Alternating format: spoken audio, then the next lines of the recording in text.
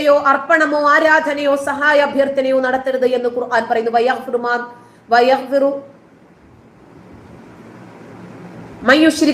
അള്ളാഹുവിൽ ആരെങ്കിലും പങ്കു ചേർത്താൽ അള്ളാഹു പൊറുക്കില്ല. അള്ളാഹു പൊറുക്കുകയില്ല. പക്ഷെ മറ്റുള്ളവർക്കൊക്കെ അള്ളാഹു ഉദ്ദേശിക്കുന്നവർക്ക് അതല്ലാത്ത പാപങ്ങളൊക്കെ അള്ളാഹു പുറത്തു കൊടുക്കും. അള്ളാഹു അല്ലാത്തവരെ വിളിച്ച് പ്രാർത്ഥിച്ചാൽ അള്ളാഹു പൊറുക്കില്ല. ഈ അള്ളാഹുവിനെ മാത്രം വിളിച്ച് പ്രാർത്ഥിക്കാൻ തന്നെയല്ലേ മക്കയിലേക്ക് ലക്ഷക്കണക്കിന് ജനങ്ങൾ എത്തിയത്, അല്ലേ? എന്നിട്ട് എന്തേ സംഭവിച്ചത്? അവരെ രക്ഷിക്കാൻ അള്ളാഹുവിന് സാധിച്ചോ? ഇല്ല. അപ്പോൾ ഒരു കാര്യം ഉറപ്പാണ്, ഈ ഹാജിമാരെ ചുട്ടുകൊന്നതിൽ, ഈ പരീക്ഷണത്തിൽ ഒരു ബഹുദൈവത്തിനും പങ്കില്ല, അല്ലേ? കോവിഡ് ബാധിച്ച് ഒരുപാട് ആളുകൾ മരിച്ചില്ലേ? അതിലും ബഹുദൈവങ്ങൾക്ക് പങ്കില്ല. കാരണം ഒറ്റ ദൈവമേ ഉള്ളൂ എന്നല്ലേ ഇവര് വിശ്വസിക്കുന്നത്. ഇത് പിശാച് ചെയ്തതാണെന്നും പറയാൻ പറ്റില്ല. കാരണം